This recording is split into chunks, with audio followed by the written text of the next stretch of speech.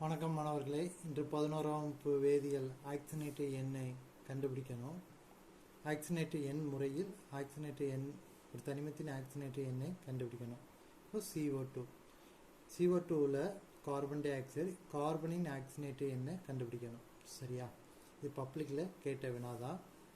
இப்போ இந்த ஆக்சிஜனேற்ற எண் கண்டுபிடிக்கணும்னா இப்போ ரெண்டு தனிமம் இருக்குது, கார்பன் இருக்குது, ஆக்சிஜன் இருக்குது.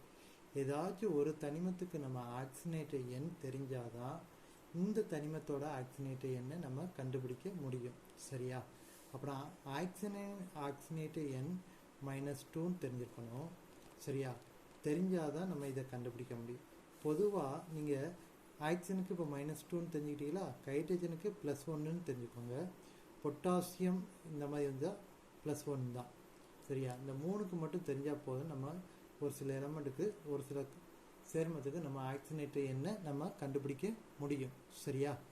இப்போ கார்பனின் ஆக்சிஜனேற்ற எண் என்னன்னு கண்டுபிடிக்கிறதுக்கு கார்பனை Xன்னு வச்சுக்கோங்க, ப்ளஸ் போட்டுக்கோங்க.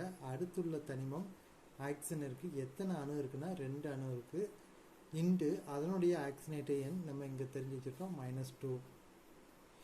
எதுவுமே இந்த இடத்துல சார்ஜ் எதுவுமே இல்லைன்னா டோட்டல் ஆக்சிடேஷன் நம்பர் 0 ஆயிடும். சரியா? நான் X பெருக்கணும்னா -4 = 0, X = 4. இப்போ நான் கார்பனின் ஆக்சிஜனேற்ற எண் என்னன்னு பார்த்தீங்கன்னா +4. சரியா? அடுத்து பாருங்கள், அமோனியாவுக்கு பார்ப்போம். Ammonium ion. சரியா? இப்போ ஹைட்ரஜனுடைய ஆக்சிஜனேஷன் எண் என்னன்னு தெரிஞ்சுக்கிடணும், +1 தெரிஞ்சுக்கிடணும். ஆக்சிஜன் வந்தால் -2, பொட்டாசியம் வந்தால் +1. இதை மட்டும் நம்ம தெரிஞ்சுக்கிட்டால் போதும். இப்போ நைட்ரஜனுக்கு தெரியாது, ஹைட்ரஜனுக்கு நமக்கு தெரியும் ஆக்சிஜனேற்ற எண். இப்போ நைட்ரஜனுக்கு தான் நம்ம கண்டுபிடிக்கணும். சரியா?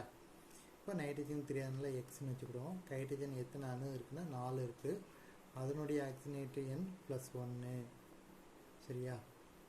1ன்னு போட்டுக்கோங்க. Equal total oxidation number.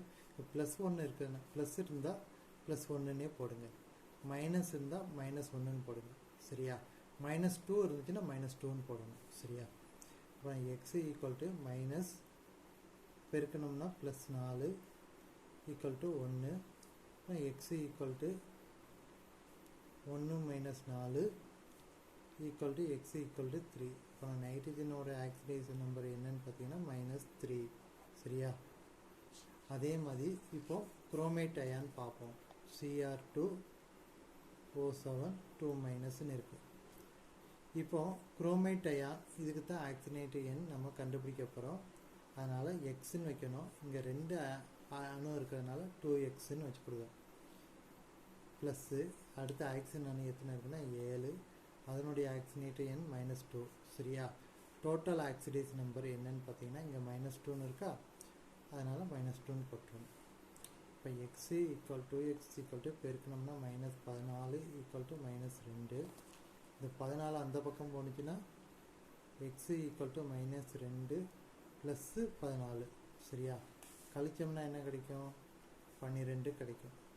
இப்போ O2 2, R2 12. அப்படின்னா X = 6ன்னு கிடைக்கும். சரியா? அப்புறம் எதோடைய ஆக்சிஜனேற்ற எண், குரோமியத்தின் ஆக்சிஜனேற்ற எண் என்ன கிடைக்குன்னு பார்த்தீங்கன்னா +6. சரியா? இப்படி தான் நம்ம கண்டுபிடிக்கணும்.